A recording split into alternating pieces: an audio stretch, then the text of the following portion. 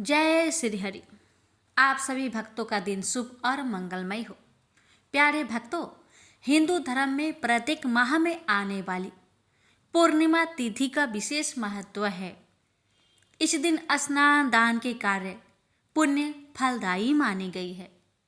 पूर्णिमा के दिन भगवान विष्णु और माँ लक्ष्मी की पूजा अर्चना की जाती है। मान्यता है कि ऐसा करने से जीवन में सुख, समृद्धि और खुशहाली आती है और व्यक्ति को सभी दुख, कष्ट और पापों से छुटकारा मिलता है। प्यारे भक्तों, दृंक पंचांग के अनुसार इस साल 2025 की पहली पूर्णिमा 13 जनवरी दिन सोमवार को है। पौष माह में पड़ने के कारण इसे पौष पूर्णिमा कहा जाएगा। मान्यताओं के अनुसार इस दिन दान पुण्य करने से बेहद शुभ फलों की प्राप्ति होती है। इसके अलावा इस दिन गरीबों और जरूरतमंदों को अपनी क्षमता अनुसार दान दक्षिणा देना उत्तम माना जाता है। तो आइए प्यारे भक्तों, हम जानते हैं साल 2025 की पहली पूर्णिमा तिथि की सही तिथि और स्नान दान मुहूर्त के बारे में। दृंग पंचांग के अनुसार पौष माह शुक्ला पक्ष की पूर्णिमा तिथि का आरंभ 13 जनवरी 2025 को सुबह 5:03 पर होगा और अगले दिन 14 जनवरी 2025 को सुबह 3:56 पर समाप्त होगा। ऐसे में उदया तिथि के अनुसार 13 जनवरी दिन सोमवार को पौष पूर्णिमा मनाया जाएगा। पौष पूर्णिमा के दिन रवि योग, वैधृति योग और विषकंभ योग का निर्माण हो रहा है। इस मुहूर्त में धर्म कर्म के कार्य उत्तम फलदायी माने गए हैं। पौष पूर्णिमा जनवरी 2025 का शुभ मुहूर्त। ब्रह्म मुहूर्त 13 जनवरी को सुबह 5:27 AM से 6:21 AM तक ब्रह्म मुहूर्त है। इस मुहूर्त में पवित्र नदी में स्नान करना शुभ माना जाता है। इसके बाद दान पुण्य के कार्य करने चाहिए। अभिजीत मुहूर्त 5:27 AM से 6:21 AM तक। विजय मुहूर्त 2:15 PM से 2:57 PM। रवि योग 7:15 AM से 10:38 AM। अशुभ मुहूर्त हिंदू धर्म में राहु काल और भद्र काल में धर्म कर्म के कार्यों की मनाही होती है। मान्यता है कि इस मुहूर्त में कोई भी कार्य आरंभ करने से नकारात्मक परिणाम मिल सकते हैं। राहु काल का समय 8:34 AM से 9:53 AM तक। भद्रकाल 7:15 AM से 4:26 PM तक। आइए प्यारे भक्तों, हम जानते हैं पौष पूर्णिमा व्रत की पूजन विधि के बारे में और फिर श्रवण करेंगे कथा। इस पावन दिन पर सुबह जल्दी उठकर स्नान कर ले। इस दिन पवित्र नदियों में स्नान करना बहुत उत्तम होता है। आप चाहे तो नहाने के पानी में गंगा जल डालकर स्नान भी कर सकते हैं। नहाते समय सभी पावन नदियों का ध्यान कर ले। नहाने के बाद घर के मंदिर में दीप प्रज्वलित करें। अगर संभव हो तो इस दिन व्रत भी रखें। सभी देवी देवताओं का गंगा जल से अभिषेक करें। पूर्णिमा के पावन दिन भगवान विष्णु की पूजा अर्चना का विशेष महत्व होता है। इस दिन भगवान विष्णु के साथ माता लक्ष्मी की पूजा अर्चना भी करें। भगवान विष्णु को भोग लगाए। भगवान विष्णु के भोग में तुलसी को भी शामिल करें। धार्मिक मान्यताओं के अनुसार तुलसी के बिना भगवान विष्णु भोग स्वीकार नहीं करते। इस बात का ध्यान रखें कि भगवान को सिर्फ स्वास्तिक चीज़ों का भोग लगाया जाता है।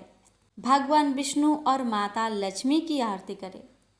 इस पावन दिन भगवान विष्णु और माता लक्ष्मी का अधिक से अधिक ध्यान करें। पूर्णिमा पर चंद्रमा की पूजा का भी विशेष महत्व होता है। चंद्रोदय होने के बाद चंद्रमा की पूजा अवश्य करें। चंद्रमा को अर्घ्य देने से दोषों से मुक्ति मिलती है। इस दिन जरूरतमंद लोगों की मदद करें। अगर आपके घर के आसपास गाय है तो गाय को भोजन जरूर कराएं। गाय को भोजन कराने से कई तरह के दोषों से मुक्ति मिल जाती है। अब आइए प्यारे भक्तों, श्रवण करते हैं पूर्णिमा व्रत की कथा। द्वापर युग में एक समय की बात है कि यशोदा जी ने कृष्ण से कहा, हे कृष्ण, तुम सारे संसार के उत्पन्न करता, पोषक तथा उसके संहार करता हो। आज कोई ऐसा व्रत मुझसे कहो जिसके करने से मृत्यु लोक में स्त्रियों को विधवा होने का भय ना रहे तथा यह व्रत सभी मनुष्य की मनोकामनाएं पूर्ण करने वाला हो। श्री कृष्ण कहने लगे, हे माता, तुमने अति सुंदर प्रश्न किया है। मैं तुमसे ऐसे ही व्रत को सविस्तार कहता हूँ। सौभाग्य की प्राप्ति के लिए स्त्रियों को 32 पूर्णमासियों का व्रत करना चाहिए। इस व्रत के करने से स्त्रियों को सौभाग्य संपत्ति मिलती है।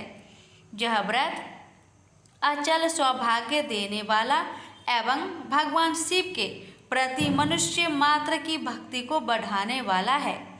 यशोदा जी कहने लगी, हे कृष्ण, सर्वप्रथम इस व्रत को मृत्यु लोक में किसने किया था, इसके विषय में विस्तार पूर्वक मुझसे कहो। श्री कृष्ण जी कहने लगे कि इस भूमंडल पर एक अत्यंत प्रसिद्ध राजा चंद्रहास से पालित अनेक प्रकार के रत्नों से परिपूर्ण कांतिका नाम की एक नगरी थी।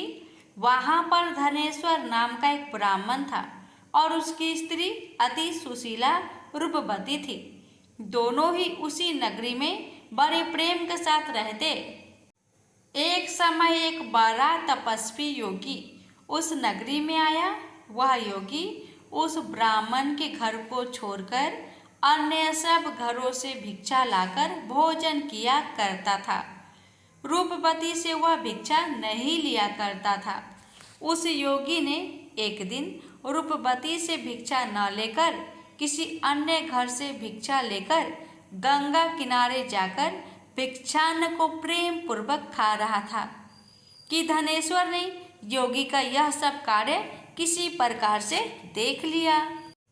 अपनी भिक्षा के अनादर से दुखी होकर धनेश्वर योगी से बोला, महात्मन, आप सब घरों से भिक्षा लेते हैं परंतु मेरे घर की भिक्षा कभी भी नहीं लेते, इसका कारण क्या है?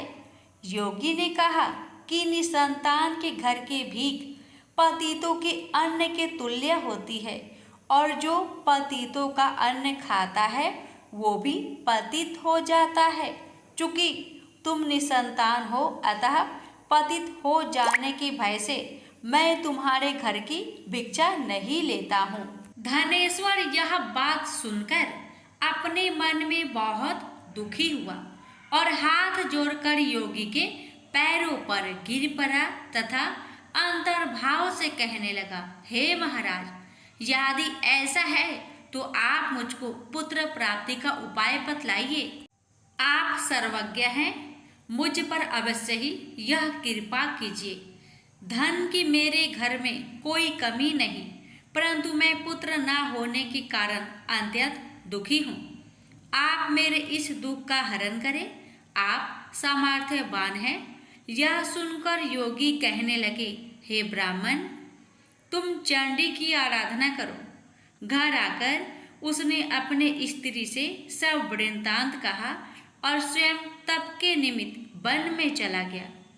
वन में जाकर उसने चंडी की उपासना की और उपवास किया। चंडी ने 16वें दिन उसको सपने में दर्शन दिया और कहा, हे धनेश्वर, जा तेरे पुत्र होगा परंतु वह 16 वर्ष की आयु में ही मृत्यु को प्राप्त हो जाएगा। यदि तुम दोनों स्त्री पुरुष 32 पूर्णमासियों का व्रत विधि पूर्वक करोगे तो वह दीर्घ आयु होगा। जितनी तुम्हारी सामर्थ्य हो आटे के दिए बनाकर शिव जी का पूजन करना, परंतु पूर्णमासी को 32 जौ जाने चाहिए। प्रातःकाल होने पर इस स्थान के समीप ही तुम्हें एक आम का वृक्ष दिखाई देगा। उस पर तुम चढ़कर एक फल तोड़कर शीघ्र अपने घर चले जाना। अपनी स्त्री से सब वृत्तांत कहना।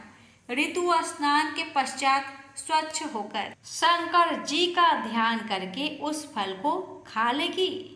तब शंकर भगवान की कृपा से उसको गर्भ हो जाएगा।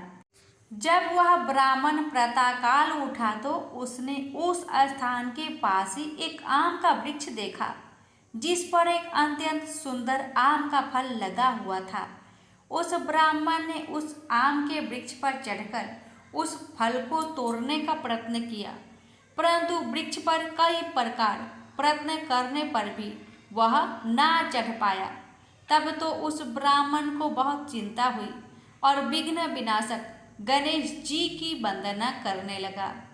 हे दयानिधे, अपने भक्त के विघ्नों का नाश करके उनके मंगल कार्य को करने वाले, दुष्टों का नाश करने वाले, रिद्धि सिद्धि के देने वाले, आप मुझ पर कृपा करके इतना बल दे कि मैं अपने मनोरथ को पूर्ण कर सकूं। इस प्रकार श्री गणेश जी की प्रार्थना करने पर उनकी कृपा से धनेश्वर वृक्ष पर चढ़ गया और उसने एक अति सुंदर आम का फल देखा।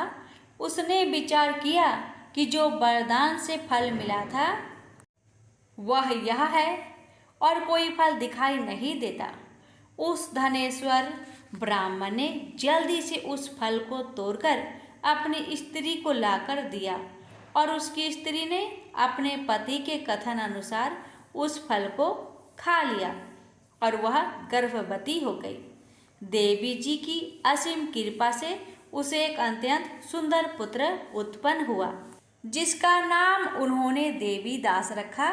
माता पिता के हर्ष और शोक के साथ वह बालक शुक्ल पक्ष के चंद्रमा की भांति अपने पिता के घर में बढ़ने लगा। भवानी की कृपा से वह बालक बहुत ही सुंदर, सुशील और विद्या पढ़ने में बहुत ही निपुण हो गया। दुर्गा जी की आज्ञा अनुसार उसकी माता ने 32 पूर्णमासी का व्रत रखना प्रारंभ कर दिया था, जिससे उसका पुत्र बड़ी आयु वाला हो जाए। 16वां वर्ष लगते ही देवी दास के माता पिता को बड़ी चिंता हो गई कि कहीं उनके पुत्र की इस वर्ष मृत्यु ना हो जाए। इसलिए उन्होंने अपने मन में विचार किया कि यदि यह दुर्घटना उनके सामने हो गई तो वे कैसे सहन कर सकेंगे।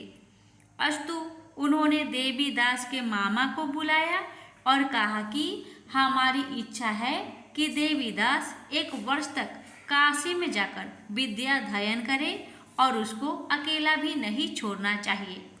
इसलिए साथ में तुम चले जाओ और 1 वर्ष के पश्चात इसको वापस लौटा लाना। सब प्रबंध करके उसके माता पिता ने काशी जाने के लिए देवी दास को एक घोड़े पर बैठाकर उसके मामा को उसके साथ कर दिया, किंतु यह बात उसके मामा या किसी और से नहीं कही।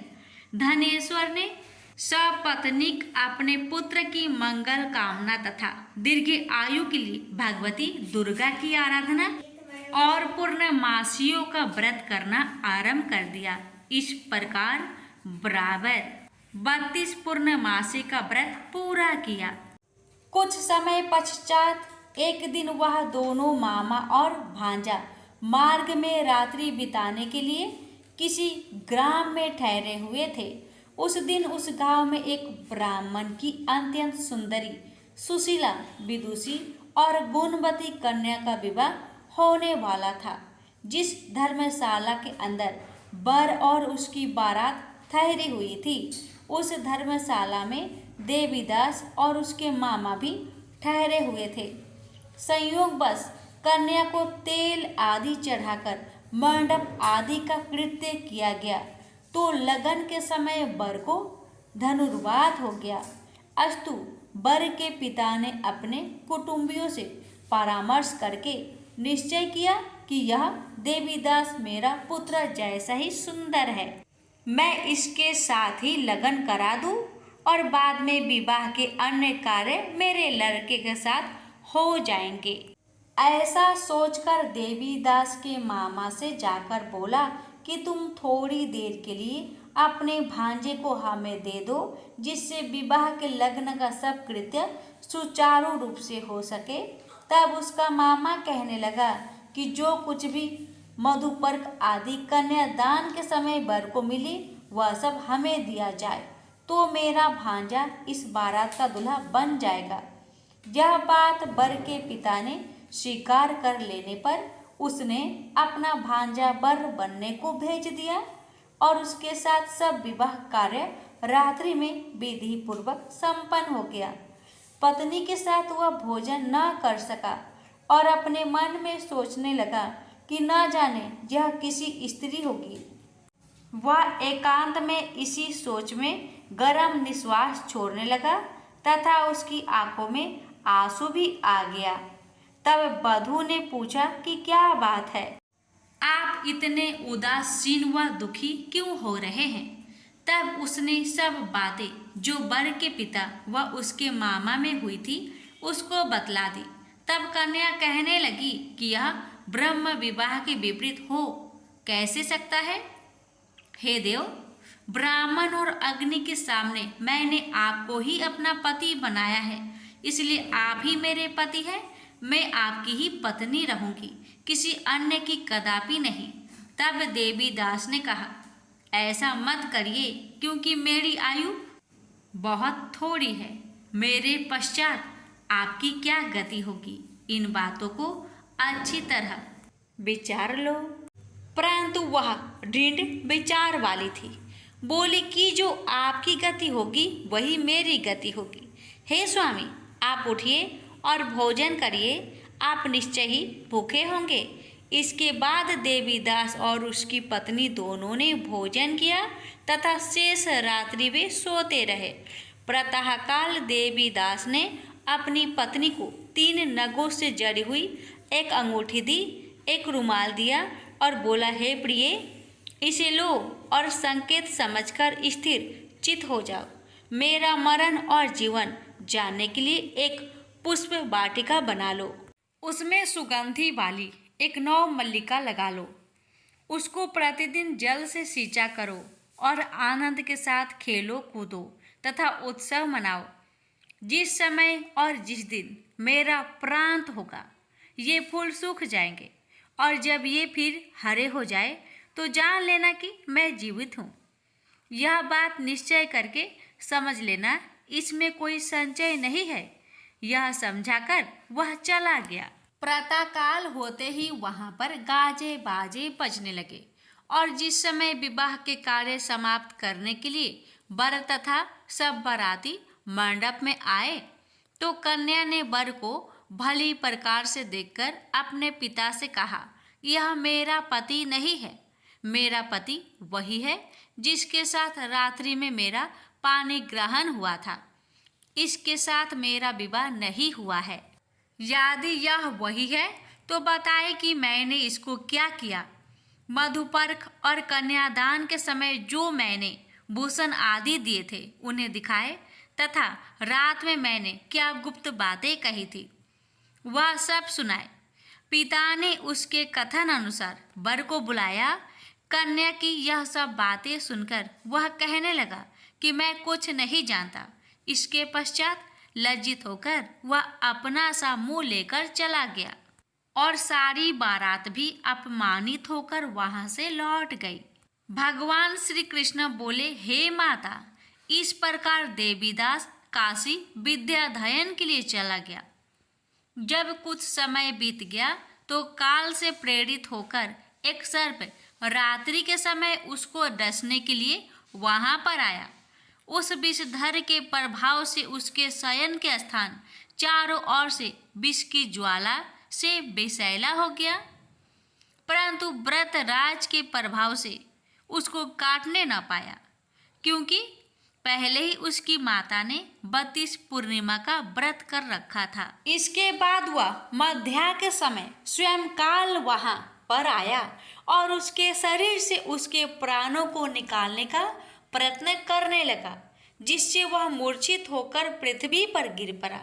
भगवान की कृपा से उसी समय पार्वती जी के साथ श्री शंकर जी वहां पर आ गए। उसको मूर्छित दशा में देखकर पार्वती जी ने भगवान शंकर से प्रार्थना की कि हे महाराज, इस बालक की माता ने पहले 32 पूर्णिमा का व्रत किया था, जिसके प्रभाव से हे भगवान आप इसको प्राण दान दे। भवानी के कहने पर भक्त वत्सल भगवान श्री शिव जी ने उसको प्राण दान दे दिया।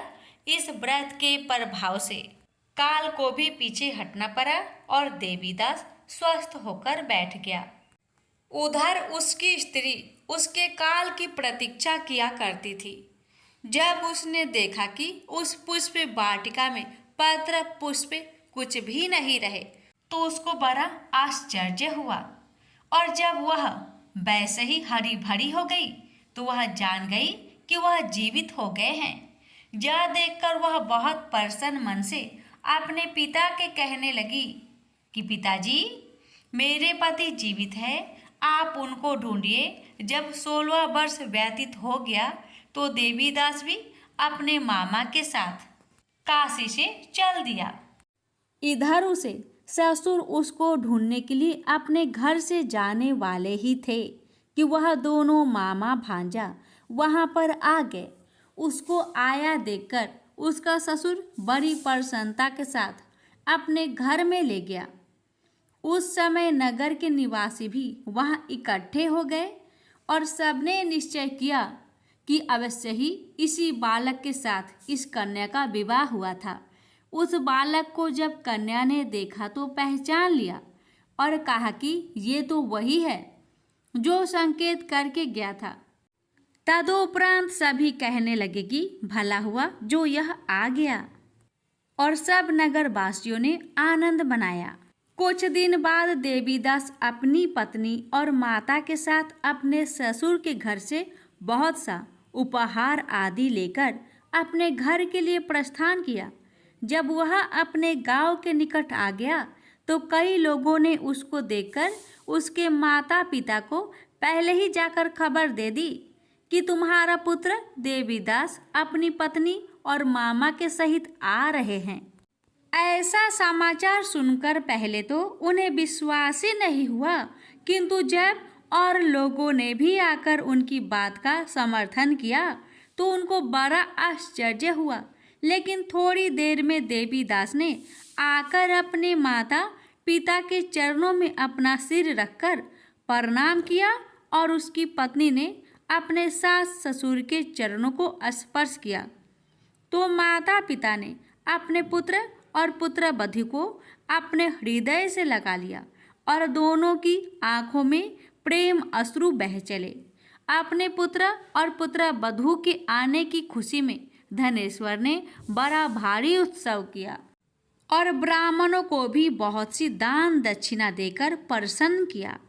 श्री कृष्ण जी कहने लगे कि इस प्रकार धनेश्वर 32 पूर्णिमाओं की व्रत के प्रभाव से पुत्रवान हो गया।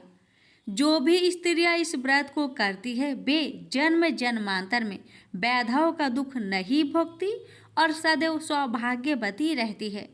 यह मेरा वचन है, इसमें कोई संदेह नहीं मानना। यह व्रत पुत्र पौत्रों को देने वाला तथा संपूर्ण मनोकामनाओं को पूर्ण करने वाला है। 32 पूर्णिमाओं के व्रत करने से व्रत की सब इच्छाएं भगवान शिव जी की कृपा से पूर्ण हो जाती है। प्रेम से बोलिए हर हर महादेव। अब आइए जानते हैं 32 पूर्णिमा व्रत की पूजन विधि के बारे में। एक बार भगवान विष्णु जी शेषनाग पर बैठे बैठे बोर हो गए और उन्होंने धरती पर घूमने का विचार मन में किया। वैसे भी कई साल बीत गए थे। धरती पर आए और वह अपनी यात्रा की तैयारी में लग गए। स्वामी को तैयार होता देखकर लक्ष्मी माता ने पूछा, आज सुबह सुबह कहाँ जाने की तैयारी हो रही है? विष्णु जी ने कहा, हे लक्ष्मी, मैं धरती लोक पर घूमने जा रहा हूँ। तो कुछ सोचकर लक्ष्मी माँ ने कहा, हे देव, क्या मैं भी आपके साथ चल सकती हूँ? भगवान विष्णु ने 2 पल सोचा, फिर कहा, एक शर्त है, तुम मेरे साथ चल सकती हो। तुम धरती पर पहुंचकर उत्तर दिशा की ओर बिल्कुल मत देखना। इसके साथ ही माता लक्ष्मी ने हाँ कह के अपनी मनवा ली और सुबह सुबह माँ लक्ष्मी और भगवान विष्णु धरती पर पहुंच गए। अभी सूर्य देवता निकल रहे थे। रात बरसात होकर हटी थी। चारों ओर हरियाली ही हरियाली थी। उस समय चारों ओर बहुत शांति थी और धरती बहुत ही सुंदर दिख रही थी और माँ लक्ष्मी मंत्र मुक्त होकर धरती को देख रही थी और भूल गई कि पति को क्या वचन देकर आई थी, यानी विष्णु भगवान को क्या वचन देकर आई थी। और चारों ओर देखती हुई कैब उत्तर दिशा की ओर देखने लगी। पता ही नहीं चला उत्तर दिशा में माँ लक्ष्मी को एक बहुत ही सुंदर बगीचा नजर आया और उस तरफ से भीनी भीनी खुशबू आ रही थी और बहुत ही सुंदर सुंदर फूल खिले थे। यह एक फूलों का खेत था और माँ लक्ष्मी बिना सोचे समझे उस खेत में गई और एक सुंदर सा फूल तोड़ लाई। लेकिन यह क्या, जब माँ लक्ष्मी भगवान विष्णु के पास वापस आई तो भगवान विष्णु की आंखों में आंसू थे और भगवान विष्णु ने माँ लक्ष्मी को कहा कि कभी भी किसी से बिना पूछे उसका कुछ भी नहीं लेना चाहिए और साथ ही अपना वचन भी याद दिलाया। माँ लक्ष्मी को अपनी भूल का पता चला तो उन्होंने भगवान विष्णु से इस भूल की माफ़ी मांगी। तो भगवान विष्णु ने कहा, जो तुमने भूल की है उसकी सजा तो तुम्हें जरूर मिलेगी। जिस माली के खेत में से तुमने बिना पूछे फूल तोड़ा है, यह एक प्रकार की चोरी है। इसलिए अब तुम 3 साल तक माली के घर नौकर बनकर रहो। उसके बाद मैं तुम्हें बैंकुट में वापस बुलाऊंगा। माँ लक्ष्मी ने चुपचाप सर झुकाकर हाँ कर दी। आजकल की लक्ष्मी थोड़ी थी और वैसे भी भगवान की लीला न्यारी है। किस पर कैसे कृपा करेगी ये तो माता ही बता सकती है। आगे होता ही ये, लक्ष्मी एक गरीब औरत का रूप धारण करके उस खेत के मालिक के घर गई। घर क्या, एक झोपड़ा था और मालिक का नाम माधव था। माधव की बीवी, 2 बेटे और 3 बेटियां थी।